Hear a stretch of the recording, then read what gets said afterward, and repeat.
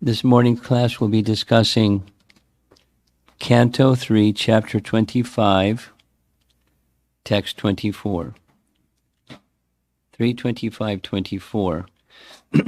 It's right in the middle of a series of verses where Lord Kapila Deva is addressing his mother, Devahuti, on how to maintain her Krishna Bhakti in the absence of good association of her husband, and soon she understands Kapila Dev himself, her son, will not be with her permanently.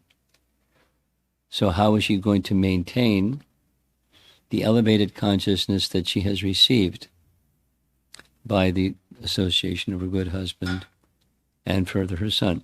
She knows that her son is not just her son. She knows that her son is an incarnation. And so she's addressing him, although he's her son, she's looking up to the personality of Godhead.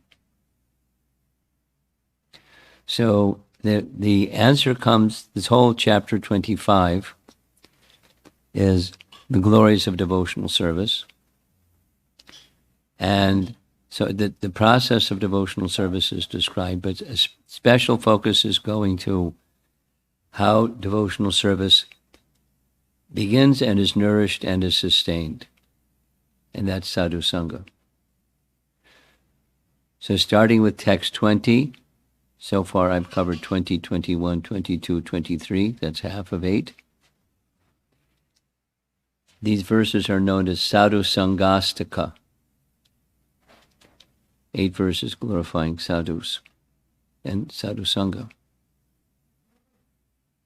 So the previous verses describe that first of all the principle, and then next is what are the characteristics of, how do you distinguish, what are the lakshanas, the qualities and characteristics of a sadhu, and then what does a sadhu do, the behaviors of a sadhu. And that was the last verse, text 23. They're engaged constantly in chanting and hearing about me, the Supreme Personality of Godhead. The sadhus do not suffer from material miseries. Doesn't mean they don't experience them, but they don't suffer from them because they're always filled with thoughts of my pastimes and activities. That is to say, transcendental consciousness lifts one above identifying with material circumstances of life. Material circumstances of life go on as long as one has a body. But identifying with them and pains and pleasures, happiness and distress, etc., is not something that they're absorbed in. So now text 24, I'll just say the Sanskrit. Ta ete sadhava sadvi.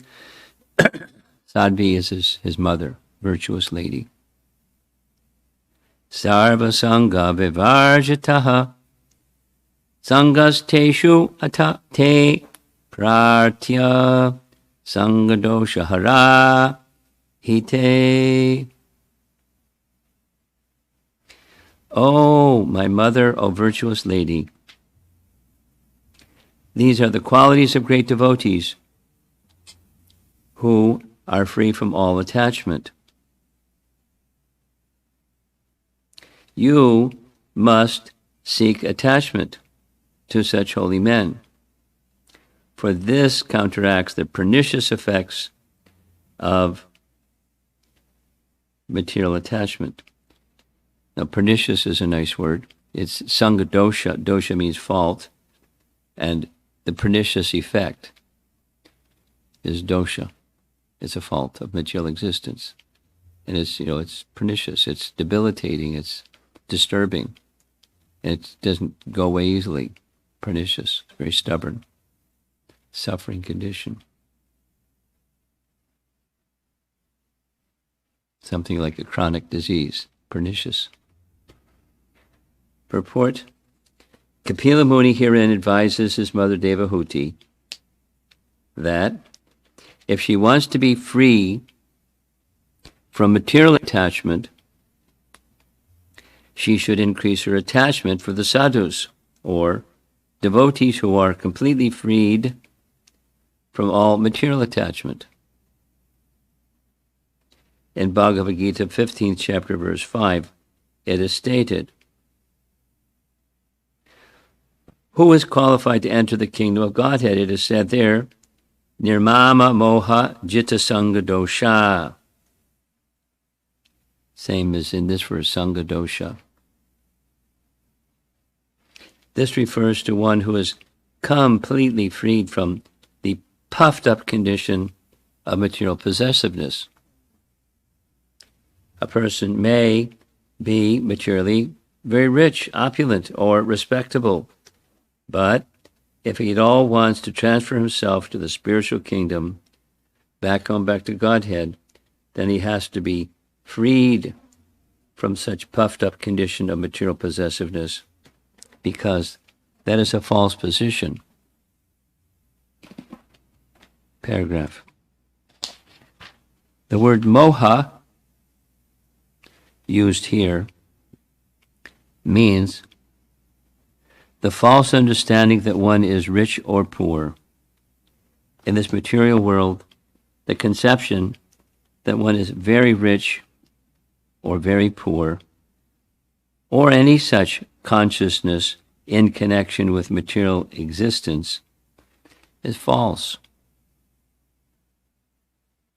Because this body itself is false or temporary, a pure soul who is prepared to be freed from this material entanglement must, first of all, be free from the association of the three modes of nature. Our consciousness at the present moment is polluted because of association with the three modes of nature, semicolon. Therefore, in Bhagavad Gita, the same principle is stated. It is advised, Jitta Sangha Dosha. One should be freed from the contaminated association of the three modes of material nature. Here also in Srimad Bhagavatam, this is confirmed. A pure devotee who is preparing to transfer himself to the spiritual kingdom is also freed from the association of the three modes of material nature. We have to seek the association of such devotees. For this reason, we have begun the International Society for Krishna Consciousness. There are many mercantile, scientific, and other associations in human society to develop a particular type of education or consciousness, but there is no association which helps one to get free from all material association. If anyone has reached the stage where he must become free from this material contamination, then he has to seek the association of devotees, wherein Krishna consciousness is exclusively cultured. One can thereby become freed from all material association. And the final paragraph. Because the devotee is freed from all contaminated material association, he is not affected by the miseries of material existence.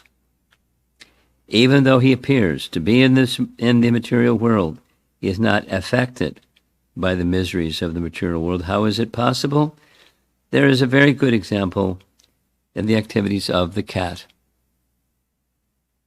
So the cat's going to teach us a lesson. The cat carries her kittens in her mouth, and when she kills a rat, she also carries the booty in her mouth. Thus, both are carried in the mouth of the cat, but they are in different conditions. The kitten feels comfort in the mouth of the mother, whereas when the rat is carried in the mouth of the cat, the rat feels the blows of death. Similarly, those who are sadhavaha, or devotees, engaged in Krishna consciousness in the transcendental service of the Lord, do not feel the contamination of material miseries, whereas those who are not devotees in Krishna consciousness actually feel the miseries of material existence. One should, therefore, give up the association of materialistic persons and seek the association of persons engaged in Krishna consciousness, and by such association, he will benefit in spiritual advancement. By their words and instructions, he will be able to cut off his attachment to material existence.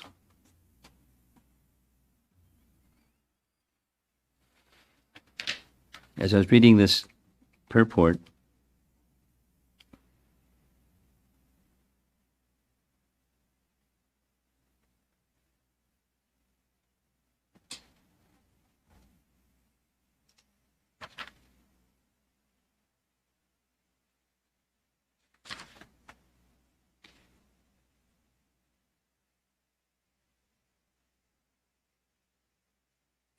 I was thinking of a particular instruction, circumstance, and instruction that goes along with it.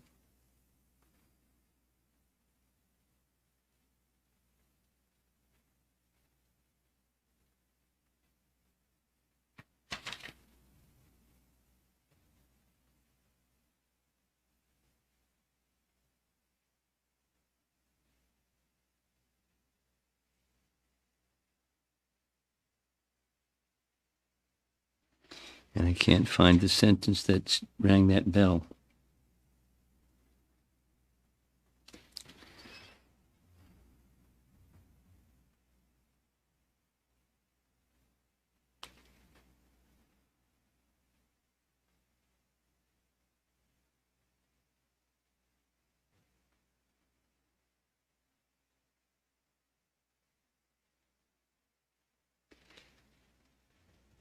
The example I was thinking of, it's relevant that the finding the association of someone who is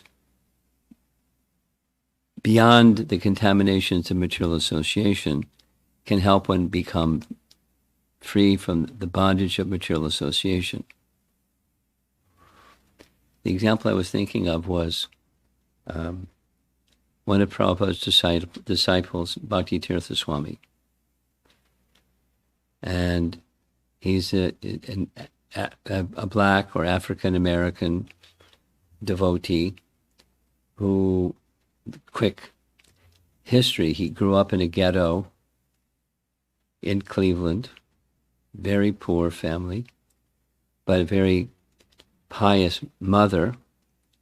And during that period of time, Ivy League schools were giving special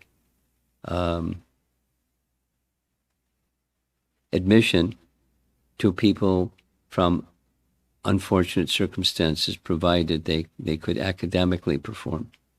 In other words, he had a full scholarship to Princeton University. And when he graduated from Princeton University, he graduated magna cum laude, the top honors academically. He was the president of his student class, a black man, the president of his graduating class in Princeton. He was a leader and very, very bright. And during that period of time, it was when I was going to college also, there was a lot of attention that was going to the history of misuse of slaves and black people in the early days of American society. It was a big thing in academia. So he easily could have become a luminary in the material academic field, easily, because he was already there. However, something happened. The something that happened was a book distribution party went to Princeton University. He got a copy of Sri Ishopanishad. He found it profound, and then began reading other Prabhupada's books. And when Prabhupada came to New York, because he had been a student at Princeton, it was easy for him to get to New York. He met Prabhupada and decided, I just want to follow him. And after some time passed, he's this very distinguished personality type, very charismatic, very intelligent, a leader. He discovered something that was displeasing. And the displeasing thing he discovered was, even in the Hare Krishna movement, there's racial discrimination. So at the right time, in a private circumstance, he had a darshan with Prabhupada, and he shared with Prabhupada. It was a big deal for him, because, well, how's Prabhupada going to respond? How's the Acharya who I've accepted as my life and soul going to respond to the statement that in your organization that you founded and you're the leader of, there's racial discrimination? So it was a big deal. Now, what's he going to say to this? And so he said what he said to Prabhupada, and the reply was two parts. That's not very good. And then he said, however, if you're disturbed by it, you're no better than they are. Meaning, you're still in the modes of material nature, you're still identifying with the body, and therefore you're disturbed, and therefore you're no better than they are, because that's their problem, and yours is the same problem. You're no better than they are. Now, the result wasn't a pushback from Bhakti Tirtha Swami. The result was, wow, I'm getting the association of one who's beyond the influences of the miseries of material existence. And he's taking me by the hand and helping me get there. Now, somebody else might hear something like that and say, wow, that was insensitive. But of course, Prabhupada knew his audience, his disciple. And so he gave the answer that he gave. In other words, it's not necessarily the same answer he would give to everybody. So a customized answer for a particular person is the way of a guru-disciple relationship. And from Bhakti Tirtha Swami's side, I've heard him narrate this, that was it. This is the right person to follow, because he's right. And I'm still identifying with the temporary. And because I'm identifying with the temporary, I find happiness and distress. It doesn't mean that there was no racial discrimination, it was just his imagination. But if he was disturbed by it, then he's in the same boat on the other side of the boat as the persons who were having racial discrimination. He was having racial discrimination from the flip side. Not in the same dynamic, but the same foundational principle. So how the Devahuti's concern and our concern is how to go beyond the contaminations of material existence, and by that going beyond, be fixed in spiritual consciousness or Krishna consciousness. So we can say individually or collectively. Individually, we have the opportunity or responsibility to be sadhu-like. And how do you become sadhu-like? By association with sadhus.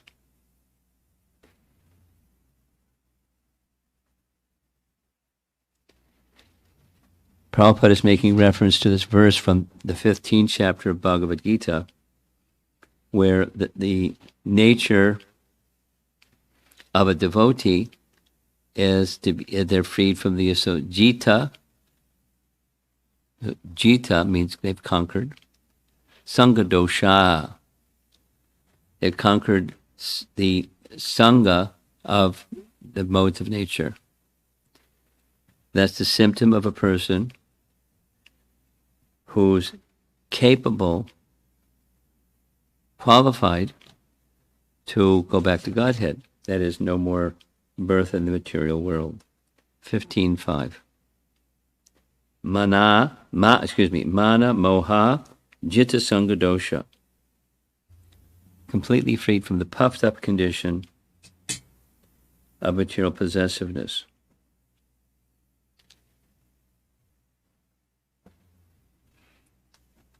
So a nice starting point is humility.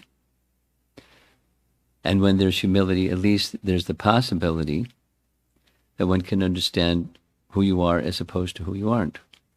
Say it the flip. If one is not humble, one is going to identify with whatever one thinks one is of this world. Whether it's, I'm rich or poor, or strong or weak, or success or failure, or anything that's of this material world of duality. So to go beyond identification with the world of duality, recognizing what I'm not, so that one can recognize what I am. And that's one of the, as Prabhupada is indicating in the purport, it's the purpose of Krishna consciousness movement. Now, for that to happen, each one of us, as well as the organization in general, have a great opportunity and responsibility. What's that? Become sadhu-like. So that through their association, others that come and take association, that they get a sadhu-like conduct and words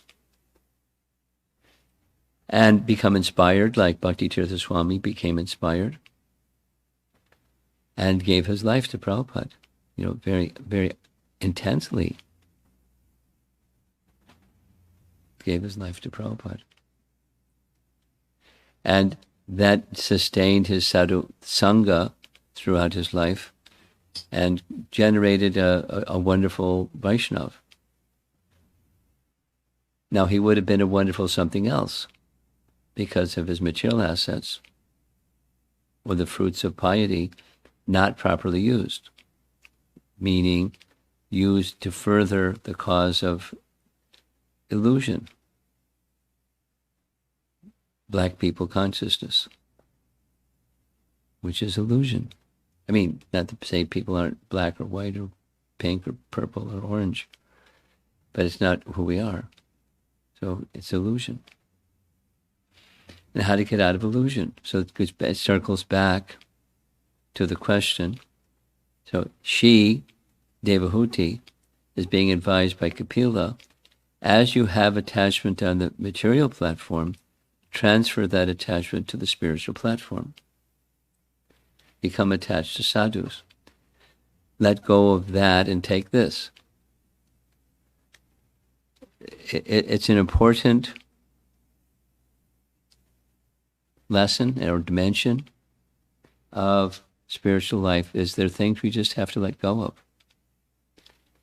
And letting go of some things that we're not so attached to, that's easy. Then there's things that we're more attached to. Or whatever, something that's of the modes of nature, of, say, a bad habit.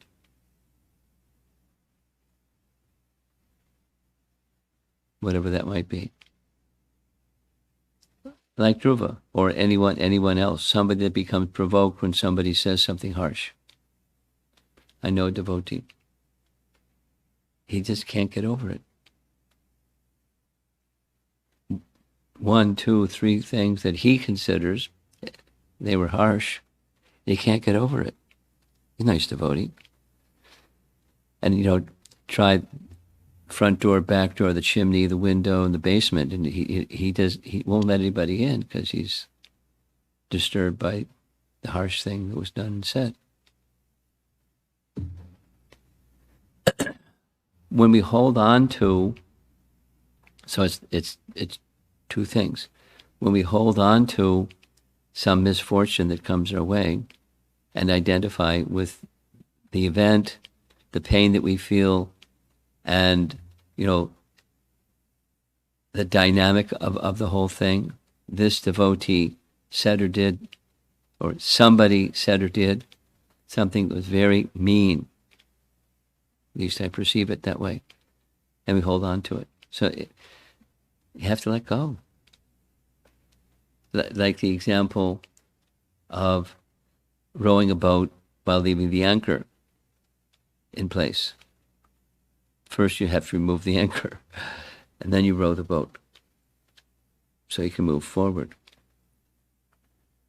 So letting go is one part. That's what the message that Srila Prabhupada gave to Bhakti Tirtha Swami. Let go of this identification with the body, not you. If you identify, then you're no better than they, because they're doing the same thing.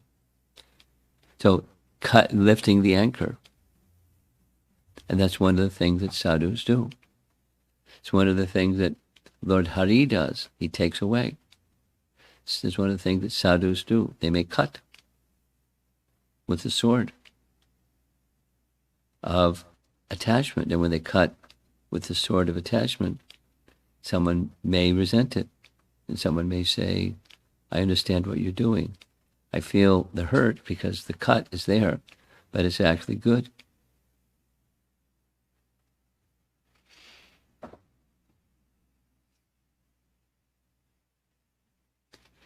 Then comes this example in the final paragraph of the cat with the kitten and with the rat. When I was growing up, we had 2 cats in the house, a female and a male, and periodically the mother would become a mother and there would be many kittens. So I personally saw this example, that the mother cat would pick up the kitten with the soft part of the back of their neck and carry the kitten. The kitten with their 4 legs would be dangling, but they weren't fearful. They weren't feeling misery. They were feeling whatever they were feeling, protected and cared for, etc. For some reason, the mother cat wanted the kitten to go from point A to point B. So that was the method, her jaws. Similarly, when something comes that may, to a worldly person, appear to be suffering or sorrow or sadness or something, like Bhakti Tirtha Swami, I feel, this isn't good.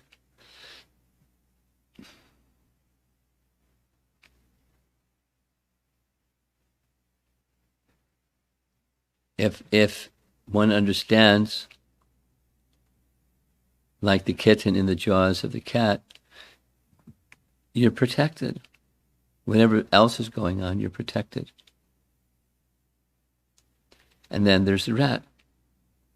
And that's where the miseries of material existence, in the metaphor, and one feels fear. Death is arrived, or something, some kind of great misfortune, and identify with the event, the dynamics, the emotion, and just Krishna consciousness is obscured, and everything becomes on the material platform. So the stepping back, the lesson from this section is sadhusanga has this wonderful effect, that the pernicious effects of material existence, the influence of the modes of nature, and the misidentification with Prakriti altogether, the potential is to become mitigated. And when that's mitigated, then we can pass through circumstances of life where there's discomfort, or say it stronger, it's a miserable circumstance, but one isn't feeling a miserable circumstance.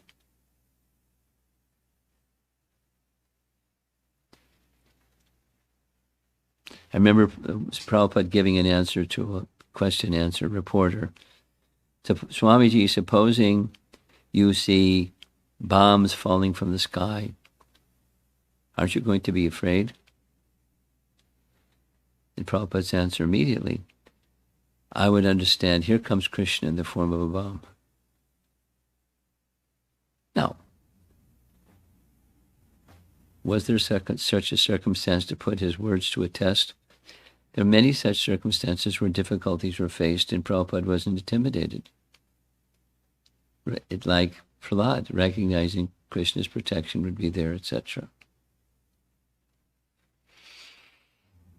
And then the material miseries can't touch you. The circumstances may be difficult, objectively difficult. It's not that the transcendentalist doesn't see the objective difficulty, but they don't experience misery because of it. And then one final thing, because I started on the point about the International Society for Krishna Consciousness is meant to be sadhu-like, and that by being sadhu-like to help people become free from their conditioning and closer to transcendence. So then it's incumbent upon each of us to be like that. Not easy to be like that. But being a member or being a participant in the bhakti process, it's a responsibility. Why? Because our conduct is impacting others. We'll say it a different way. We're meant to become Brahmana Vaishnavas, whatever one's psychophysical nature is, to become a Brahmana Vaishnava. And a Brahmana Vaishnava is the head of society. And if the head is not in proper order, then society is not going to be in proper order. It's a big opportunity and a big responsibility at the same time.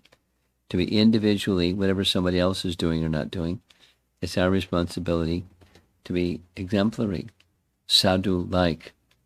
And, supposing you're not there yet, acknowledge it and continue to try and have standards and have sadhus with whom you can become more sadhu-like.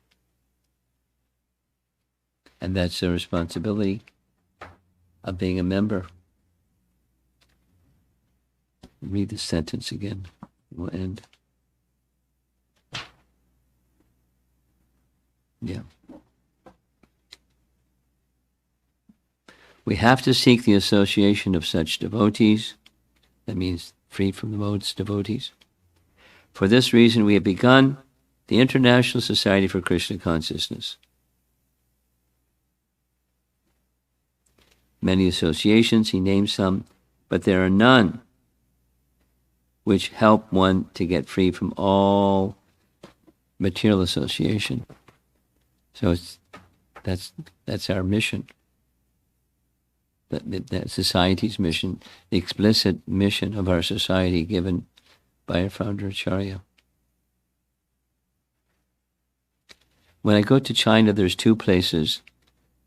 They're requesting me in 6 different classes to discuss the mission. I mean, that's the topic, the mission. So here it is. I think I'm going to make reference to this verse. The mission.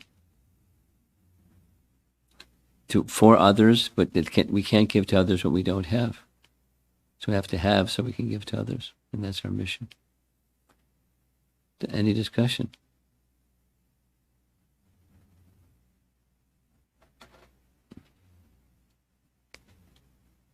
Yeah.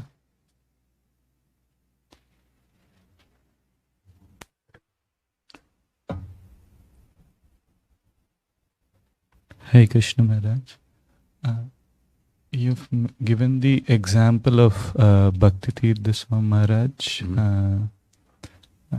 how Prabhupada gave a specific instruction. Prabhupada knows Maharaj and gave a specific instruction that is to Maharaj. And also Bhakti Tirtha Maharaj did not push back. Right. My question is, sometimes we might meet devotees who may not know us or who we may not know, but if the instruction sort of disturbs us, how to like see past through that and see the higher value. Like in the case of Bhakti Maharaj, Tirtha Maharaj, Maharaj was seeing it as not insensitive, but seeing the higher instruction as let go of the material identification. How to see past through that for someone like this. So yeah, let me seek some clarity with your question. You're trying to be a nice devotee, and there's somebody who wants to help you become a nice devotee, whatever their position, friend or superior or something, and they're giving some advice or instruction that you perceive as being hurtful. Now, how do you process that? How do you handle that? That's your question?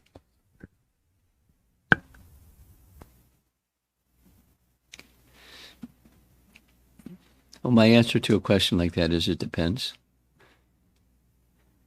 And there's different factors to look at.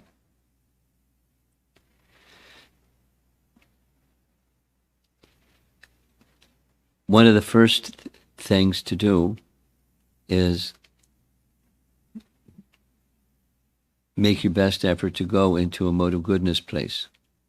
Reflection. Not react, but reflect. And the reflection space, then your intelligence can work more or be more operative. And when you introspect, that's another mode of goodness characteristic, you look within yourself and ask, why did I get triggered? Was it really the message or how the message was delivered, or was it something inside me? So, in other words, your first business is not to check out the other person. Your first business is to check out yourself.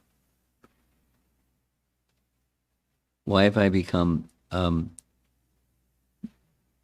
concerned or displeased or disturbed or something?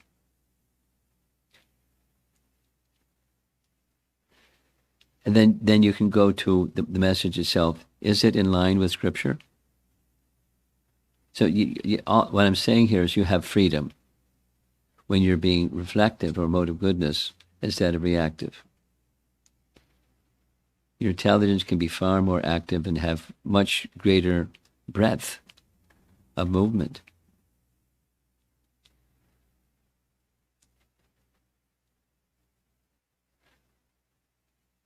Then you can do many other things. Have in my past experiences with this devotee, have there been similar, or is this unique? And so that means maybe. So now you're looking at the options on the option of response. Maybe I didn't hear them correctly.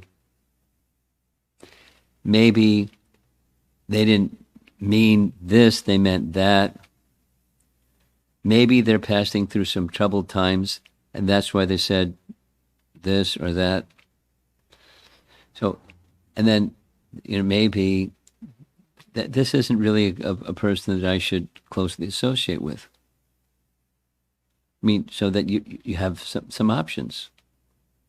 That depends on time, place, circumstance, and everything. But you haven't even acted yet. You're just reflecting.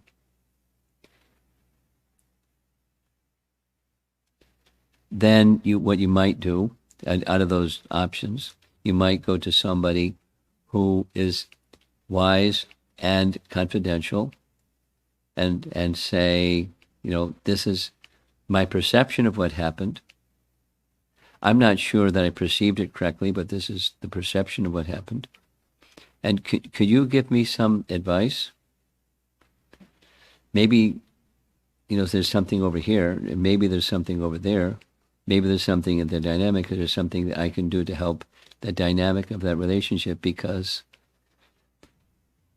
prior to this event, I had a nice regard for this devotee. And so I'm elaborating, and it doesn't have to take, a whole year to go through all those steps.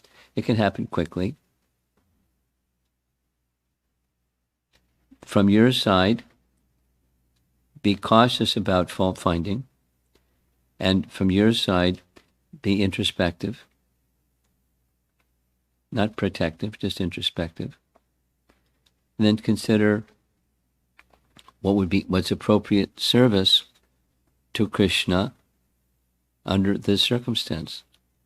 So that's why it depends. Is the nature of the person consistently overstepping? And if so, then let me distance myself from that person. So it depends.